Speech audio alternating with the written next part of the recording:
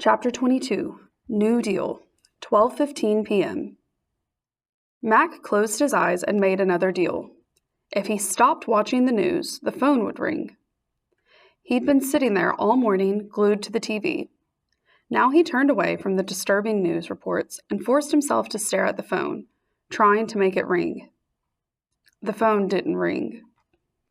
He was on the sofa in the den, in his usual spot on the right-hand end. Bobby always sat on the left. Most nights, after Dottie was in bed, Bobby would join Mac there on the sofa to watch the nightly news. It felt wrong to Mac to be sitting here without Bobby by his side. He continued to stare at the phone. The phone didn't ring. Maybe I need to shake things up, he thought. He got up and walked around the house. He turned off the coffee pot. He looked in on Dottie. He walked out to the porch, glanced up and down the empty street, came inside, and wound up right back where he started, on the couch. As he settled into his usual spot, he glanced over at Bobby's side of the sofa.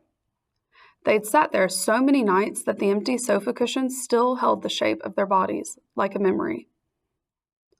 Mac slid over into Bobby's spot. He enjoyed the strangeness of sitting in the wrong seat.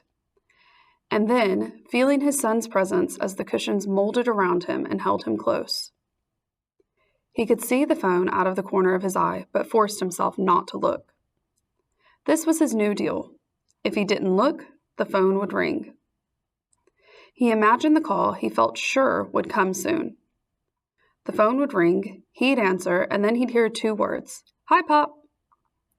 The thought made him smile. It wouldn't be long now.